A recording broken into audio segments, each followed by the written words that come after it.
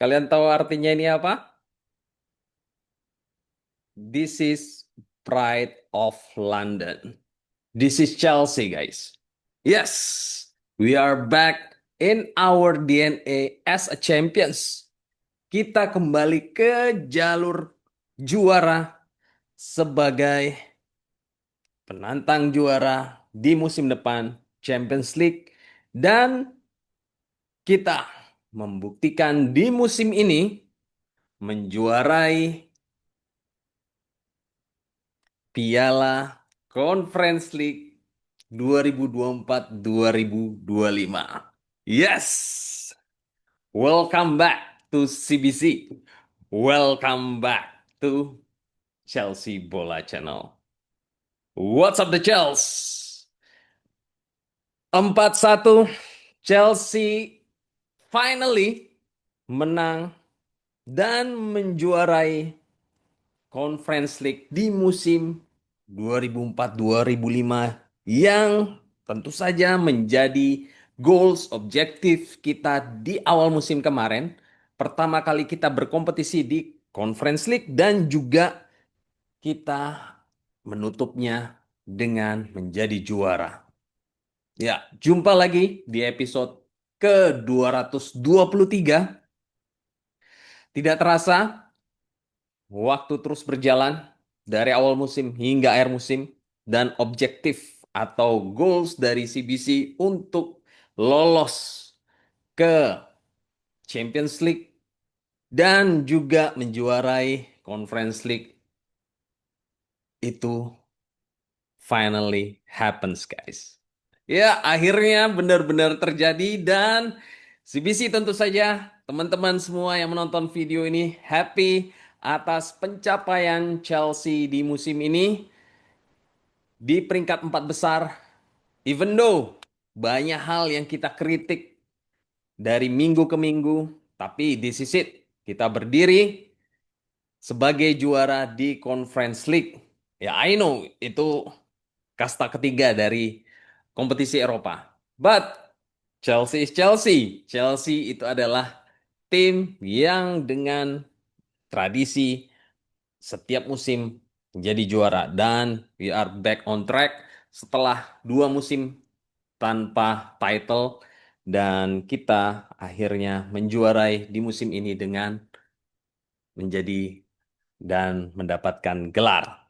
Oke, sebelum kita lanjut, seperti biasa, buat yang suka menonton video dari CBC, klik tombol like. Dan juga buat yang pertama kali menonton channel CBC ini, dapat langsung klik tombol subscribe. Oke, without further ado, let's get started, guys. Ya, CBC sangat-sangat shock pada saat di menit ke-9 ya, mendapat gol dari Real Betis ya. Abde Esa Soli itu berhasil mencetak gol berkat kesalahan yang dilakukan oleh Malo Gusto ya. Sehingga kekosongan di lini pertahanan defensive midfielder pada saat kita itu sedang melakukan transisi bergerak ke depan itu kosong sehingga dapat dimanfaatkan oleh para pemain Real Betis dari sisi sebelah kanan untuk mengirim umpan Isco kepada Abde untuk mencetak gol. Dan terjadi lagi, ya, terjadi lagi. Beberapa kali CBC selalu mengkritik titik lemah dari Chelsea itu adalah saat kita melakukan kesalahan dalam melakukan transisi menuju ke depan beberapa kali, baik itu Lavia, Reece James yang sempat kehilangan bola 2 orang itu, dan juga Malo Gusto yang salah memberikan passing dan itu terjadi lagi. Ya ini harus dibenahi oleh Enzo Maresca di musim depan karena kesalahan-kesalahan seperti ini itu tidak boleh terjadi apalagi levelnya bila kita berkompetisi di Champions League. Dan kita bisa lihat di babak pertama kita benar-benar tidak tahu apa yang kita lakukan, guys. Ya, karena performance buruk dari Malo Gusto pun akhirnya itu hampir berbuahkan gol kedua buat Real Betis. Untung saja tidak berujung dengan gol dan respon cepat dari Enzo Maresca untuk mengganti Malo Gusto dengan Reece James di babak eh, pergantian dari babak pertama ke babak kedua sudah dilakukan dan langsung saja memberikan dampak yang cukup signifikan guys ya. Dan juga di menit ke 65 kita harus menunggu sekitar 15 menit setelah pertandingan dimulai itu baru terjadi gol dari umpan cantik Cole Palmer mengirimkan bola lambung dan disambut dengan heading dari Enzo Fernandez dan tercipta gol sehingga skor menjadi 1-1. Setelah itu kembali dengan cerdiknya Cole Palmer dia sambil melihat posisi Nicholas Jackson ada di mana ya, kemudian dia berbalik arah, oke, terus kemudian dia langsung mengirimkan umpan crossing dengan baik dan juga Nicholas Jackson yang CBC tidak harapkan untuk menjadi starter di menit ke 70 dapat menyambut crossing manis dari Cole Palmer dengan permintaan maaf dia melalui dada dan mencetak gol yang dia arahkan menuju ke gawang. Skor menjadi 2-1 guys. Ya, ini yang CBC harapkan respon dari Nicholas Jackson atas permintaan maaf dia karena dia mendapatkan kartu merah karena melakukan silly things ya.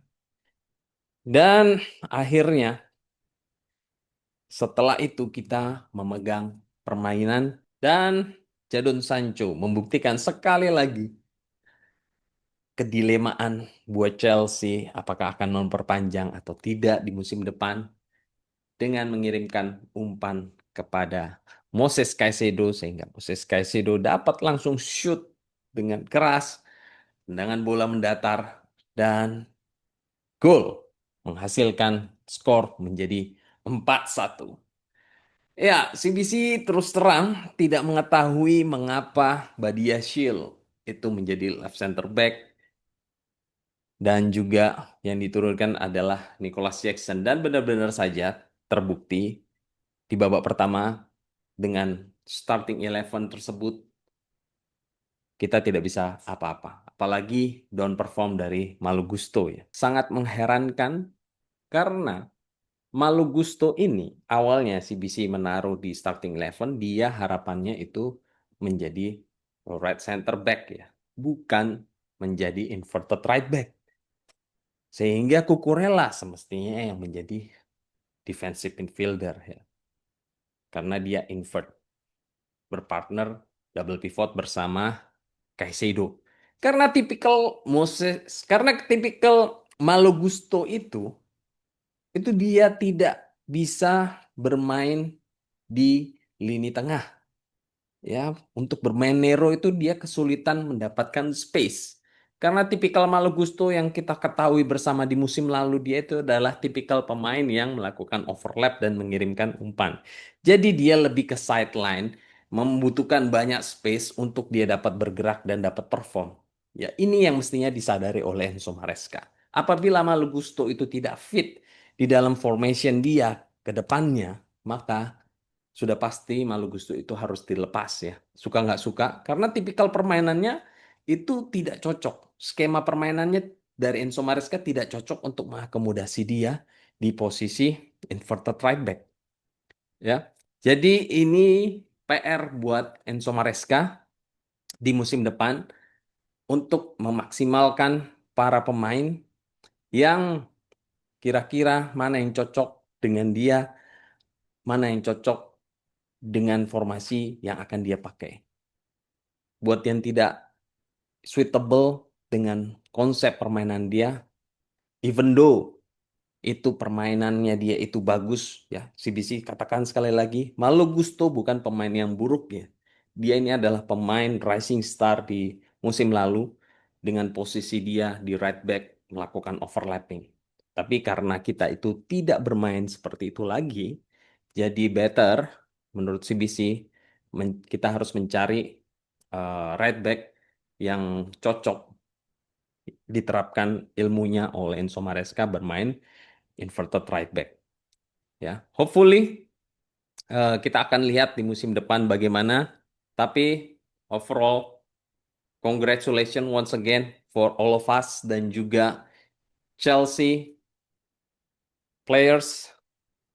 So proud of you, even though di musim ini banyak hal yang kita sama sekali selalu kritik berkali-kali, tapi akhirnya mereka menjawab keraguan tersebut ya dengan apa yang dikatakan CBC di preview kemarin, skill individu.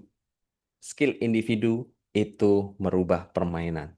Ya, meskipun sistemnya tidak berjalan dengan baik, tapi skill individu itu sesekali dapat menolong tim untuk meraih kemenangan. Dan CBC apologize ya sepanjang musim ini karena at the end sudah mengantarkan Chelsea menjadi gelar juara Conference League pertama kalinya dan juga mencapai 4 besar, bukan 5 besar ya, 4 besar di musim ini. So sorry for Nicholas Jackson, Robert Sanchez, Madueke, yang selama video dari CBC itu para pemain yang sering mendapat kritik dari CBC ya. Badiashile juga ya. Terus Disasi, tapi at the end kita menang, kita juara dan kita membuktikan sekali lagi kita itu adalah klub satu-satunya di dunia yang berhasil memenangkan semua kompetisi di Liga Eropa, mulai dari Champions League, Europa League, Conference League, bahkan Piala Winners yang sudah discontinue kita sempat menang juga, dan juga kita menang Super Cup, ya. Jadi kita sudah menyapu bersih, termasuk Club World Cup, ya sekali. Jadi kita sudah menyapu bersih semua kompetisi yang digelar oleh UEFA, khususnya di Eropa. Oke. Kita akan jumpa lagi di berkompetisi lagi di tanggal 17 Juni nanti masuk ke Club World Cup dan PR buat Chelsea Management, mereka ini harus berbenah dan kita tahu skuad muda dari Chelsea di musim ini itu membutuhkan waktu dan juga membuktikan bahwa dengan bermodalkan para pemain muda yang tidak konsisten, hasilnya memang akan terjadi inkonsistensi. Dan ini yang harus dilihat para owners Blue Consortium yang CBC kritik berkali-kali ya sampai memprotes untuk out. Itu harus mereka mengevaluasi duduk bareng dengan pikiran terbuka, open mindset. Bagaimana apa yang menjadi kekurangan dari squad Chelsea? Menurut CBC, goalkeeper tentu saja harus diganti. Kalau tidak, Petrovic itu masuk karena Mike Penders sebagai kiper potensial muda titisan dari Thibaut Courtois itu juga akan masuk di musim depan. Jadi akan ada 3 bersama Jorgensen. Dan juga mungkin di posisi central back itu harus ada eh, back yang berkualitas, berpengalaman di samping Colwill dan juga Shaloba. Jangan sampai Shaloba itu dijual dan tidak ada penggantinya. Ya, Tosin getting better, tapi kita butuh uh, back yang bagus karena kita tahu Wesley Fofana selalu ya rentan cedera. Kemudian PR yang sangat besar itu adalah di posisi striker. Ya, kita tidak bisa mengandalkan Jackson ataupun McGew yang dia itu juga pemain muda. Dan posisi yang sangat-sangat penting itu adalah wingers. Yang di musim ini sama sekali wingers kita itu jauh panggang dari api. Ya, entah itu Madueke, entah itu Jadon Sancho, entah itu Mudryk, ya entah itu Pedro Neto, harus ada pembenahan. Kita punya PR untuk di posisi wingers.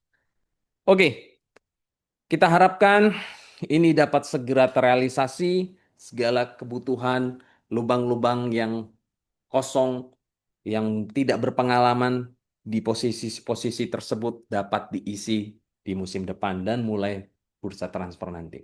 Banyak striker yang bisa diincar, Osimhen, Gyökeres, kemudian Sesko, Isak, eh, kemudian Liam Delap, ya.